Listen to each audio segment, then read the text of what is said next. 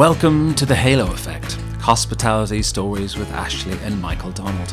Hospitality isn't just our profession, it's our passion. With decades of experience and countless stories to share, we've navigated the highs and lows of this dynamic industry, not just as professionals, but as a husband and wife team tackling the challenges of business and life together.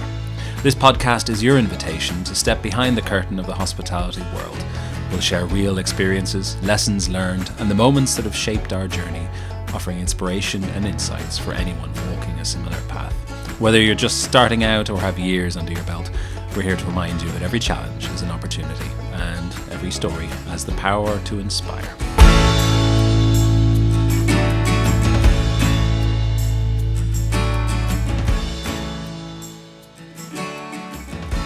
Hello and welcome to the Halo Effect Hospitality Stories with Ashley and Michael Donald. It's just me hosting today, but I am delighted to be joined by John Mullen from Revenate.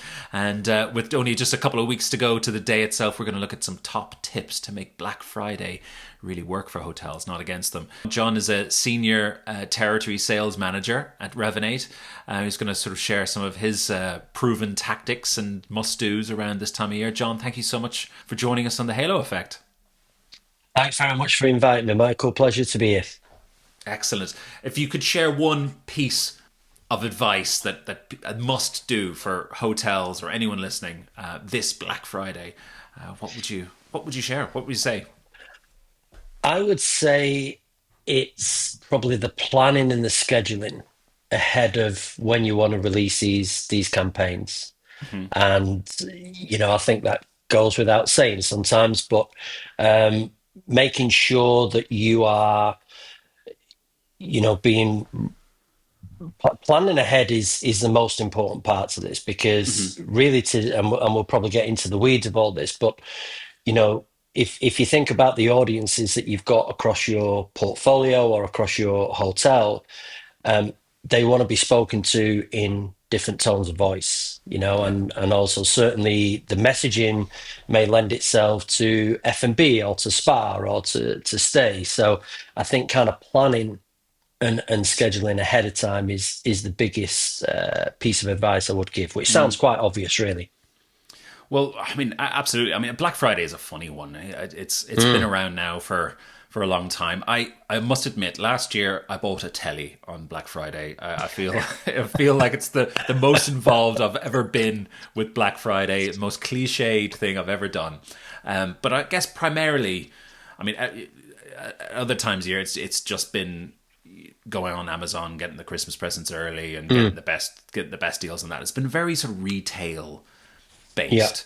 And I guess in the last few years, it's just become something that hotels and hospitality and travel have kind of picked up on as something that they kind Mm. of have to be involved in. And I find that it's getting a bigger period all the time.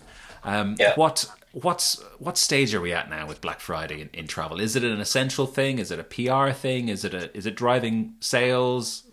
I mean, it's a great question, and I think like most trends, Black Friday has notoriously been for retail, and suddenly it always finds itself into other verticals as well. And I think Mm, it's here to stay, right? The consumer kind of dictates that. You mentioned there that you bought a TV. Well, who knows? You might book a hotel stay this uh-huh. time around.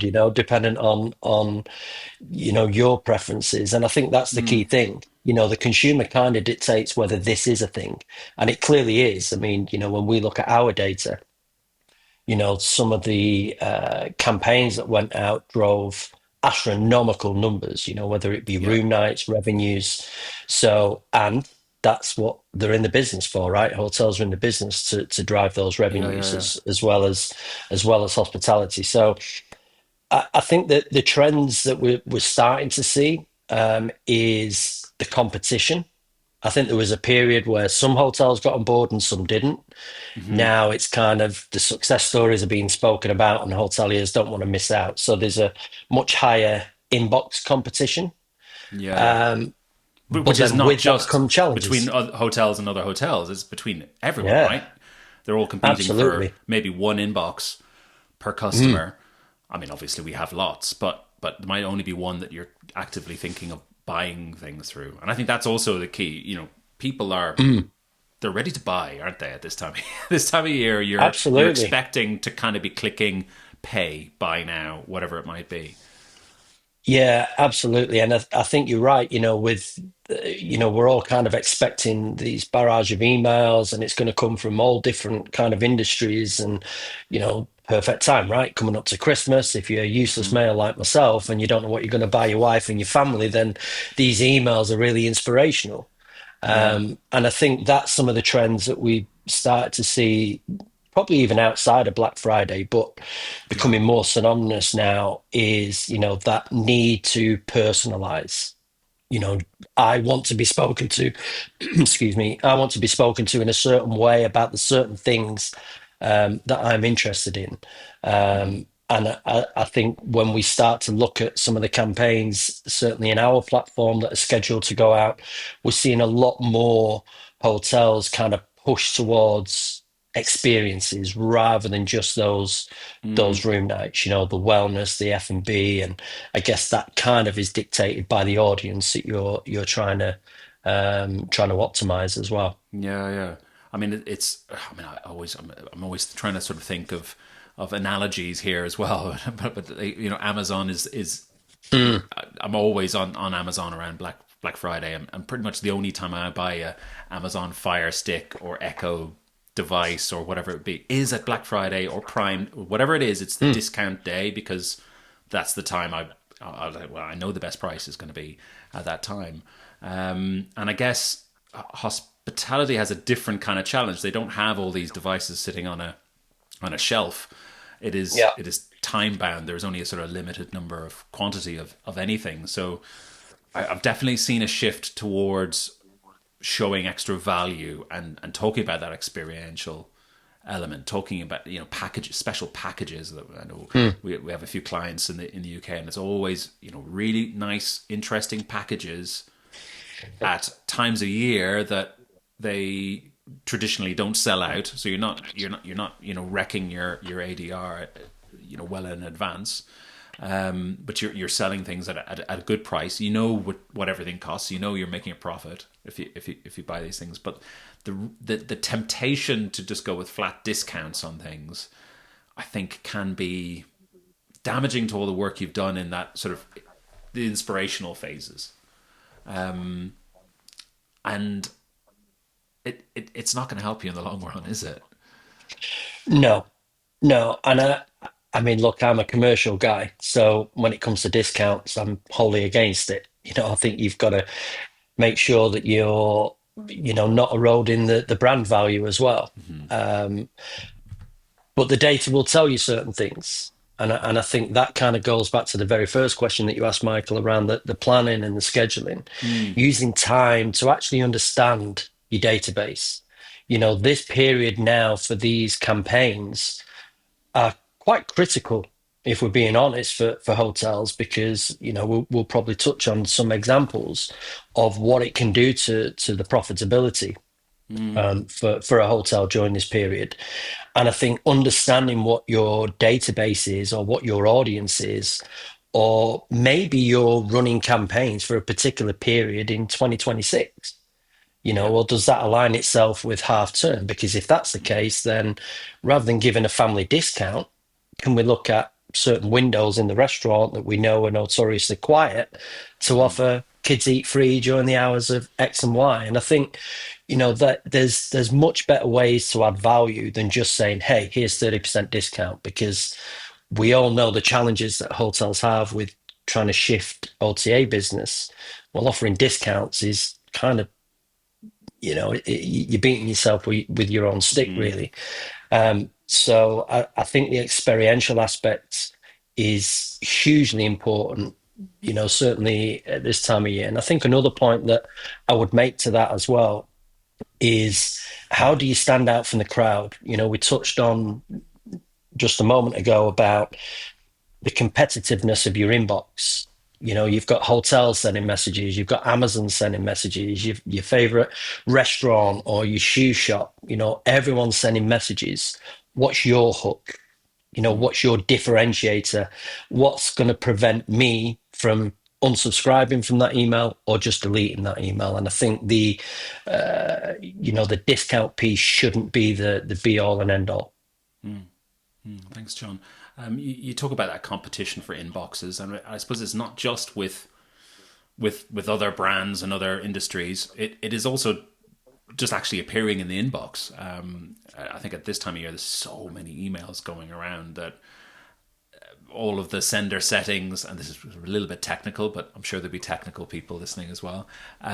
Authentication of emails, your SPF, your DKIM, your DMARC, all of these kind of things that can be very confusing and tricky to understand. And you might need IT teams and things like that to help. But why do we hear this talked about this time of year so much? Well, I mean, these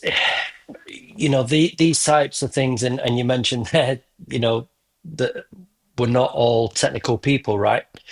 Mm, Um, but you're putting a lot of time and effort and investment into these campaigns. There's probably cross departments working together to drive revenues, drive occupancy, drive traffic into certain outlets. So you want it to land first and foremost. And also, as well, there's such a huge spike in your generic emails. You're mm, probably doing targeted emails throughout the year, and now it's kind of, what are we going to do? We're going to go out to the entire database, and you want to make sure that these emails actually hit people's inboxes. yeah. So making sure that you've got, these DMARCs and DKIM set up right, I think is hugely critical to its Mm-hmm. deliverability. Um, and also as well, just kind of taking that time again goes back to the planning. Using your service provider setup guides. Making sure that your sending domain is aligned and your envelope domain. Um, and it all sounds very kind of technical, and Mm-hmm. it is. But the provider that you're using, so say from Revenate's perspective, you've got experts in the team that can help you with this. Yes, you Mm, might need some IT support internally, but you should be, leveraging your partnership with your supplier to make sure that you are set up for that success. yeah. Just a story on my side. I have sometimes sort of see, when you're going back and you're looking to see how a campaign has performed, and you go back and you're Mm, looking through everything. You're looking at your open rates, you're looking at your click through rate, great. See what the revenue attribution is, super great. Unsubscribe, great. There's hardly anything on there, and then you see a bounce rate that's 10 10%, 15%. yeah, I've seen it go in, quite high. yeah, That's normally that's your red flag.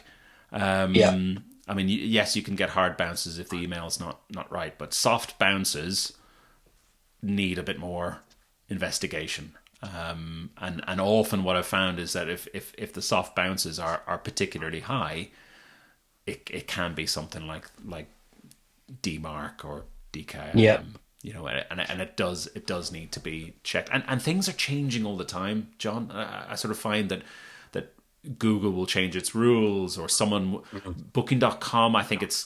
I mean, I really struggle to kind of see the figures of who's opening what when it gets through to Booking.com, even if it is within the 7 days of that email being active. I think it's almost nothing's going to get through, and if something does, great. But depending on who you're sending it to, they could have really really strict settings that yeah. you have to be absolutely perfect, whereas other email clients might not be as strict. But the general trend is things are getting stricter, And I think you things are being can, updated all the time. yeah, that's right. And I think you can kind of, as part of your strategy, maybe do some tests, Hmm. just to see whether you are receiving those kind of red flag results from a smaller segment size. I guess it's kind of one of them. We all think that we've done the right thing. Not every hotel has access to an IT consultant. Yeah. So, I think doing the smaller tests prior to that kind of big Hmm. spike in sending of the emails will certainly put you in the right place. Yeah, yeah. Yeah, I've sort of seen other advice that I've seen come through recently is kind of ramping up that, as you said, sort of ramping up that volume, sort of smaller Mm. segments, and starting with the ones you know are pretty much going to open. So I know Yeah. there's a feature on there. You send it to everyone who has actually opened emails in the last year, then maybe everyone who's opened emails in the last 2 years, and then kind of build up, because you obviously want to spread the message as wide as possible, but if people haven't engaged with you in 2 years, then chances are you're not going to do yourself any favors. Letting them, trying to send them emails now at the peak time when the rules are extra strict. Yeah. It's a challenging thing, but ultimately, if you want your email to end up in as many inboxes as possible and giving people the opportunity to actually do what you're asking them to do, it's pretty essential, isn't it? Yeah, absolutely. So Black Friday itself, we mentioned it a little bit. It's kind of getting a bigger period. What when do you start campaigns? What do you do?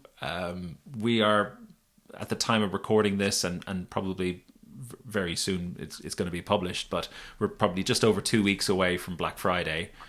Are we too late? Are we too early? When should our sales period be? What's going on?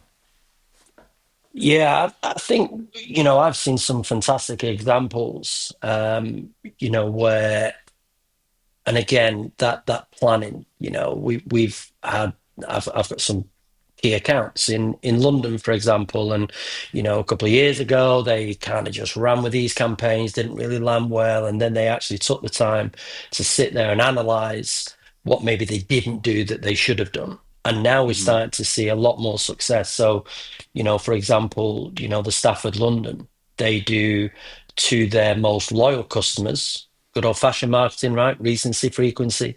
Hmm. They will target those guys with a early booking offer. So rather than it going out to everybody, they will do that prior to Black Friday. Yeah. Um, I think they did it last year, actually, maybe 7 days before Black Friday launches. That then Mm. kind of gets you ahead then of that competitive inbox challenge that you're going to face. And look, I'm a data geek. I get really excited by this, so I'll try and temper my excitement. But your Hold on to your seats, database, listeners. absolutely. Strap in. But the data is there. The data Mm. will be in your database. Understand it. Looking back historically, look at your previous campaigns that you sent out, maybe in other Black Friday campaigns. What was the lead time? Looking at the customer profile and of those that booked, when was their last time that they stayed with you? For them to Yeah. make this new reservation. So I think each hotel is going to have its own kind of nuanced strategy, and I Mm. don't think there's anything right or wrong with that. It's really about what your customers tell you. And we went back, a few minutes ago where we're talking about the customer often does dictate how successful these campaigns are. And if you just take that time to analyze the data and then put, I remember in my days in marketing, that good old Gantt chart that you'd have stapled to your desk, or to your wall, should I say, that would tell you when your campaigns were going to go out. If you use that customer data, then you will find that you'll have much better success Mm. rates.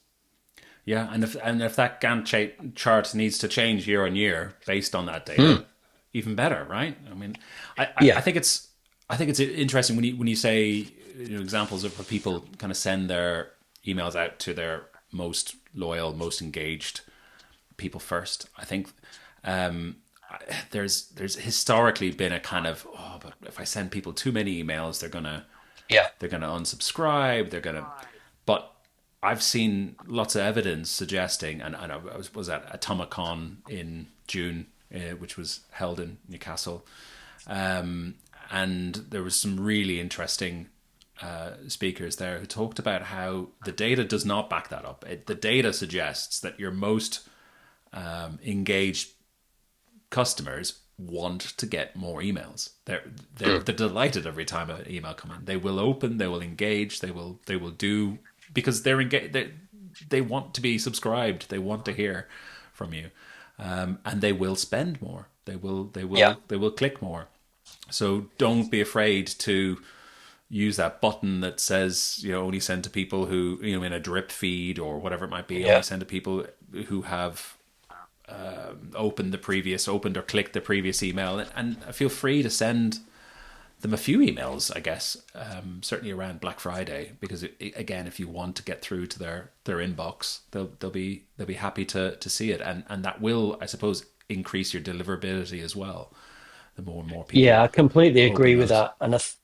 And I think, on that as well, you will also have your kind of historical automated campaigns, you know, and so what you want to make sure is that those existing campaigns, those continuous campaigns, don't Yeah, then collide with your Black Friday blasts, yeah, so putting kind of frequency caps in and, like you say, applying rules to campaigns.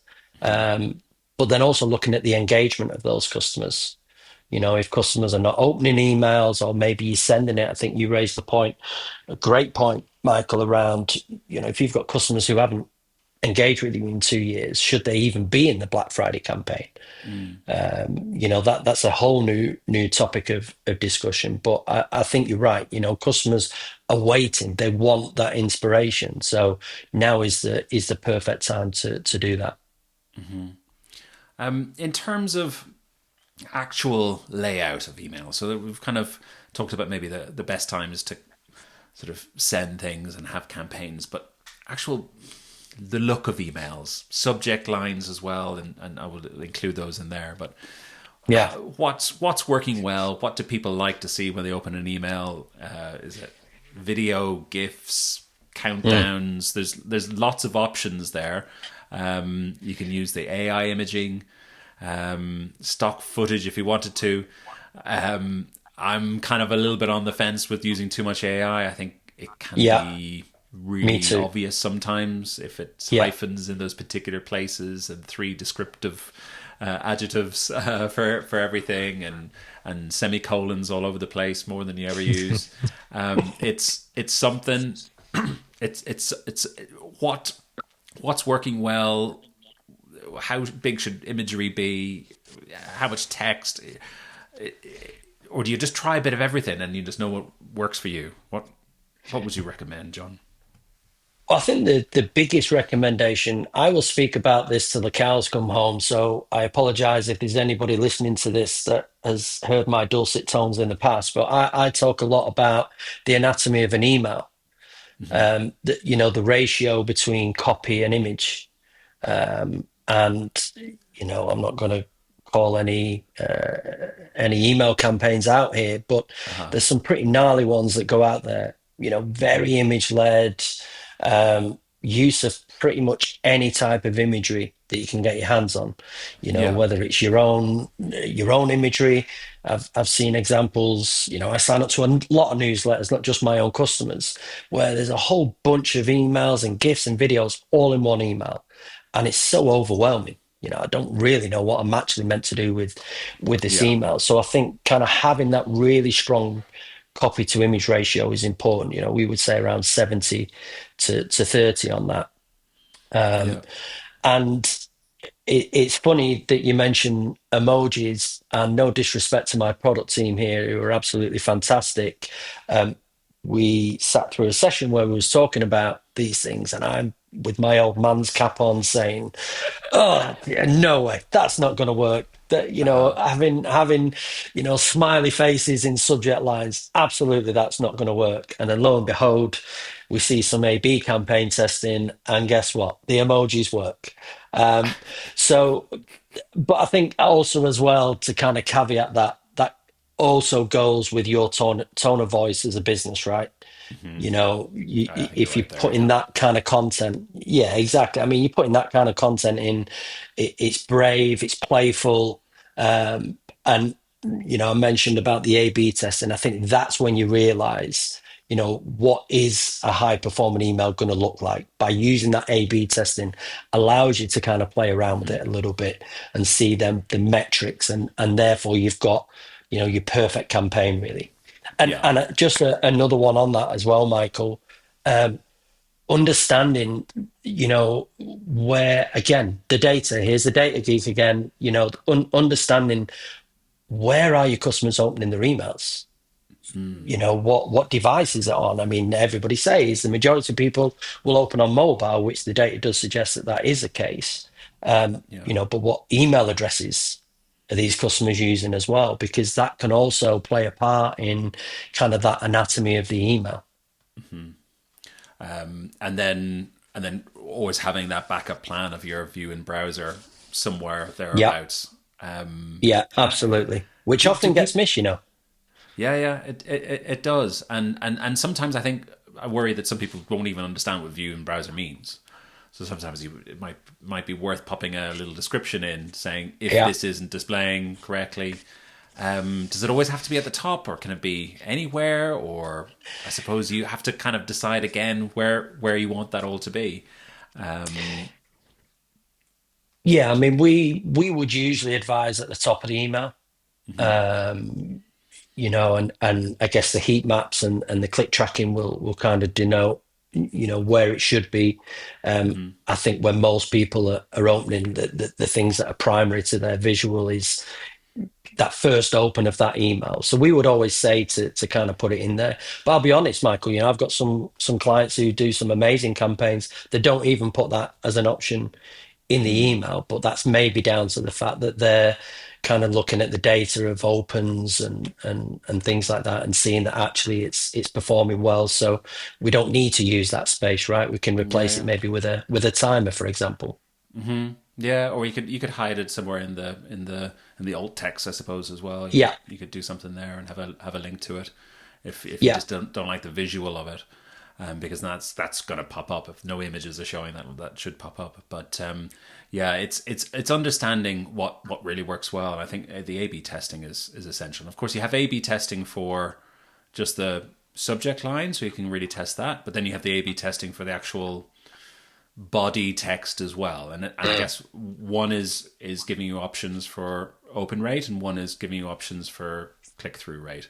Now, yeah. it probably is a bit too late to start A/B testing for your for your Black Friday campaign this year, but it's perfect timing to start A/B testing if you're thinking about your campaign for next year. That's certainly something.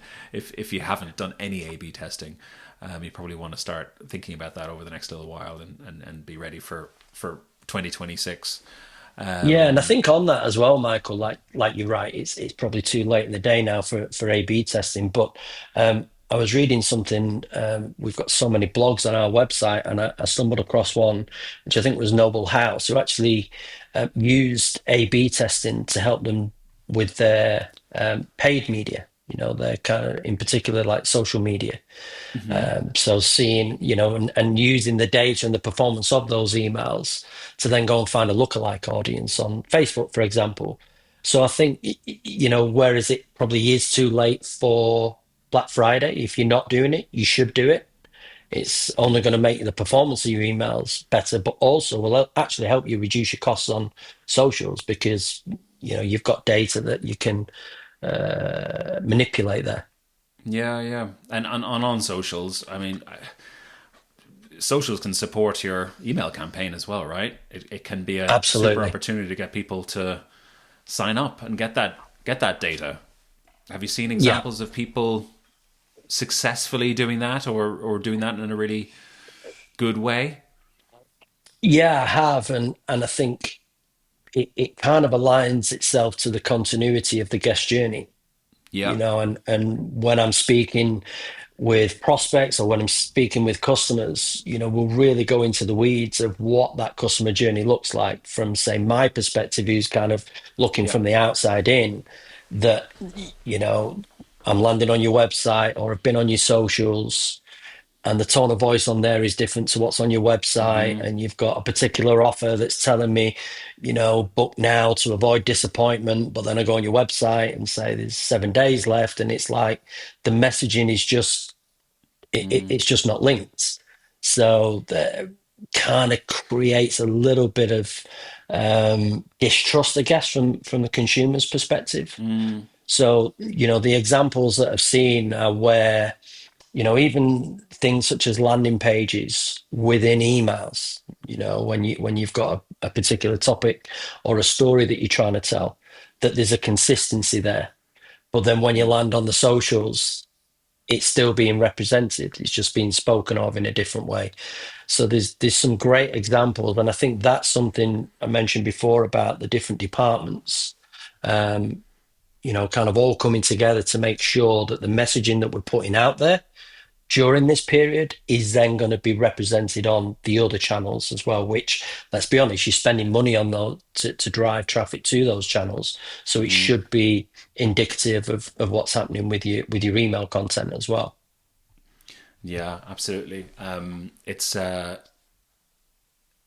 think you mentioned earlier where one hotel was driving their loyal customers to a sort of an early Yeah. access campaign. I think that's a great way as well. It's a great hook. I would think for social media too, is to say, Mm. sign up to our email marketing to get early access. And obviously you want all of your loyal social media followers to be loyal to your social media, but at the same time, if you can try and get them to subscribe not just to the Black Friday, but to your email marketing database that you then own and you can do something with in the future, it's a good hook. It's a value for them as well, right? Because at this time of year, there's so much going on. If you can hook them in now, and then they know they're going to get an email to remind them that Yeah. your Black Friday sale is on, it's just a added value both for the client and for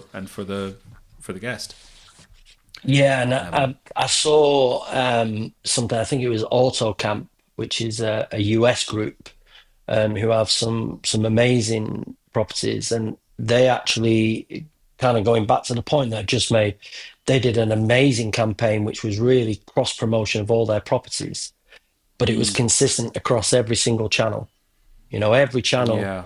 was exactly the same. And I don't even know whether I'm allowed to say this, but I think they generated about 1.6, 1.7 million in direct revenues. Hopefully I can say that. If not, maybe we can cut that. But nonetheless, Beep. there's a lot of money, and Yeah. but again, that consistency of message has certainly lent to that, really successful Black Friday campaign.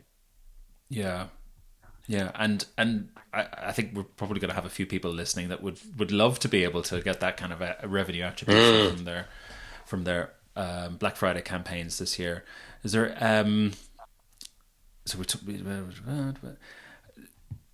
some good examples from other hotels there, John. Thank you so much. I think the personalization, the segmentation, the scheduling, everything during Black Friday itself. But what about after so I mean Black Friday, let's say it is going to be for what, Friday the 29th this year. Yeah. So a lot of people I know are sort of starting Black Friday that week, and it kind of covers that period. And then we have Cyber Monday, which are Who knew? that's normally when I buy all of my fire devices from Amazon. So that's what I've trained myself to wait for the discounts on that day. But what can people consider after Black Friday? What's next now that you've just offered your best discount deal that you possibly have? What where do we go now? Into a dark room and just close your eyes for the next few weeks. Yeah, wait for that That would revenue be, yeah, attribution just to build and build, and fingers crossed. Yeah. that's right. That's right. But no, I mean, we spoke about before about Black Friday coming from retail, and you've now got Travel Tuesday, and I'm sure by the end of the year we'll have something for Wednesday and Thursday, and then Uh-huh. suddenly you've got a whole month of, Black November, maybe, I don't know, but Yeah, we're, absolutely. I'm we're I'm kind sure of I've seen tongue in Black cheek, November but written somewhere. Yeah, yeah, absolutely. Yeah, absolutely, I've copyrighted travel it. Travel Tuesday I think is an interesting one because it does make sense that Yeah, the hotels and airlines do want to just try and shift the focus a little bit away from something that is so retail focused. yeah, I think that's just, I've seen it. I've seen it on some of the Revenate webinars mentioned, and if you mm, haven't seen those, highly recommend that you sign up and do those. You should be able to find it, but we'll pop some links into the help desk and Revenate University and everything on there, and that will be useful for people, whether or not they have Revenate in there, but Travel Tuesday feels like something that is worth, I don't know, mentioning, or Yeah. maybe not by name, but at least keeping your sale period open just maybe that little bit longer. There's a few more days for people to kind of consider. I think it's harder for someone to book a sort of a long haul holiday versus a simple device in a couple of days. I think people kind Yeah. of need to have a chat with their significant others and whoever might be traveling with them. And we also hear in the UK in particular, with Martin Lewis, is always telling people that you're going to hate this as a commercial guy, but always telling people that if you don't need it, don't book it. And the easiest way to Yeah. save really at Black Friday is not to buy anything. Yeah. Sorry, John, but I love we have Martin to. Lewis, so I will let him off. Yeah, but we have to be aware of that as well, right? So some people will be thinking about it a little bit, and just Yeah. by saying, "Oh, book by midnight tonight," or you're going to have to pay full price, isn't necessarily the case. It's going to be booked by midnight tonight, or don't book. Yeah. Probably, it's like the difference when people go on half term holidays and people say, "Oh, would it cost me 10 times as much to travel during kids' school holidays?" It's like, well, no, it wouldn't. Yeah. You just wouldn't have gone. Like, you couldn't Yeah. have gone. But it makes sense to keep that open a little bit longer over that period, to give that sort of choice again to the customer journey, understanding your customers. And if you have had a sort of a campaign going, getting people to sign up for alerts and things like that, it's worth touching base with them again. You might already have automated campaigns set up to reach out to them. But if they haven't booked over Black Friday, I'm sure there'll be deals coming up soon as well in your hotel. I mean, we always have deals going on. This might be a little bit different to Black Friday. Yeah, and I think, there was something that I saw, I think it was World Travel Market a few years ago. Google did a piece around a customer journey for a customer booking a hotel stay is typically around 60 days. So, the Black Friday piece works well for a certain type of customer, but not for Yeah, everyone. But that doesn't mean that that customer isn't still going to buy. yeah, It's kind of, you've used a couple of analogies, so I'll use one. I find a lovely jumper in my local store, and I know that if I buy it in November, if I kind of just wait till January, there's a good chance I'm going to get some money off. But then there's also a good chance that it might not even be there anymore. So that's well, down that's to the it. customer, right? We've got our choices that we will make. So I think still kind of communicating and telling stories to these customers. We're all nuanced. You could be right at the end of your booking journey. I'm right at the start. So continuing that conversation, like you say, through the automated campaigns, um, you can tell that story, and depending on the engagement of that customer, you still might want to offer them a limited offer that maybe just isn't as aggressive as what it was during Black Friday. Super. Um, and then I guess the last point would be, whatever you do, if it is slightly different, ideally, unless you had a perfect year last year, then maybe you want Yeah, to do the same thing. But yeah, look back on last year's reports, let them engage in what you decide to do this year, and then after a month or so, look at what you've done this year, and make a note of it, and start thinking about campaigns for next year, whether it's Black yeah, Friday or whether other campaigns. Learn from everything, continuously improve, increase those open rates, increase the engagement, and get that deliverability better and better every single campaign that you do. And if you can show that constant improvement, then you're going to be hitting your targets pretty yeah. soon. Definitely. John, is there anything else you'd like to, any quick fire tips or anything you'd like to leave everyone with as your final thought? Well, just to kind of get one over on Martin Lewis, I'll do a bit of myth busting. Okay. Um, Please. you don't need to do these discounts. That is something, just because it's Black Friday and Michael, you're going to go and buy another Fire Stick to add to the collection because you're getting a deal. The discounts for hotels, they're not building the loyalty. The Yeah. experience is building that loyalty. So that would be something that I would encourage people to kind of look at as well.